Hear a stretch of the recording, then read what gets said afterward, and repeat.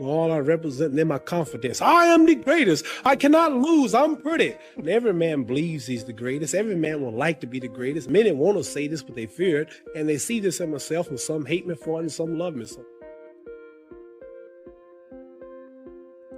Do you have a bodyguard? No. You don't? I got one bodyguard. He has no eyes, though he sees.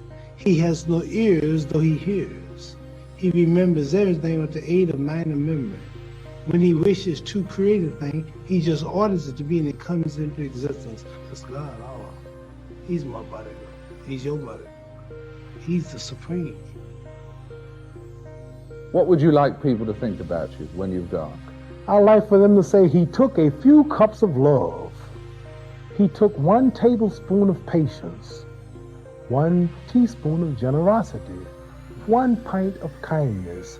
He took 1 quart of laughter, 1 pinch of concern, and then he mixed willingness with happiness. He added lots of faith, and he stirred it up well. Then he spread it over a span of a lifetime, and he served it to each and every deserving person he met.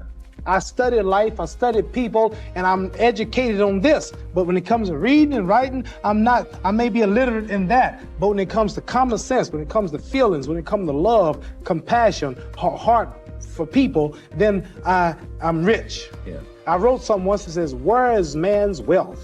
His wealth is in his knowledge. For if his wealth was in the bank and not in his knowledge, then he don't possess it because it's in the bank. You understand? My wealth is in my knowledge. I'm a spokesman for my people, and I want to represent my people, and I don't want to be a bad representative. I can't be blind, because the blind lead the blind, they all fall in the ditch. No, I want to say something right here. This might make you all think. Life is not really long. Let's say the average person 30 years old. If you're 30 years old, you are not but about 7 years old. How can I prove it? Add up all the 7, 8, 9 hours you slept for 30 years. Out of 30 years, out of all the nights, last night when you went to bed and woke up this morning, you don't remember a thing. You've been unconscious for about 8 years. If you're 30 years old, you slept about 8 years. Okay, how much traveling have you done in 30 years? From the television station to home, to another country, to another city, to school, to church. You've probably traveled 2 years your life or spent just getting back and forth to where you're going. So there's 8 years of sleeping, 2 years of traveling. That's 30 years out of your life before you accomplish anything. How long do you sit in school? In America, we stay in school from the 1st grade to 12th grade. 6 hours a day for 12 years. Break it down. You sat in the classroom for 3 years without leaving. Okay, 2 years of traveling, 8 years of sleeping, 3 years of school. How many movies have you went to? How many wrestling matches? How much entertainment? How many movie theaters, live plays, baseball games? Probably 2 years of entertainment. So by the time a man, you older people know him, bear with us what I'm saying, by the time you have children, by the time you have made a way for your children, by the time you've paid for your home, you're pushing 60 years old. So life is real short. See, Ali, that's the only thing about Ali. When you were watching Ali get beaten up as an old man, even as was a young kid, he's not going to quit. You got to kill him. He won't quit. Even he was getting beat up every round, getting kicked out of my lab at home. It's the champ. No, come on, let me out. Come on out. They wouldn't stop. He would have to stay up there and take the beating like a man. He wouldn't quit. And the way I respect a guy like that so much, I have so much admiration for a guy like that so much, but it's just not right to do that way as a human being. Just say it's over. I come back and fight another day else. You got me, you know. And listen, I always like to think I'm a bad. I don't give a, but that's a part of Ali. That's where he overshines me, because I can't understand a man that's willing to just really die for this, you know. And I talk that, but he's the real deal. Why does it make you emotional? Is it talking about him or the relation to you? Me, Ali's a giant. There's no way other fighters can match him. He'll die for this shit. He'll die. I'm not gonna die for that. Everybody has a purpose in life. Everybody has a destiny. And the knowledge of that destiny enables one to fulfill it. See, so everything was put here for purpose. Ants, buzzards, trees, and it's the knowing of that purpose that enables every man to fulfill it.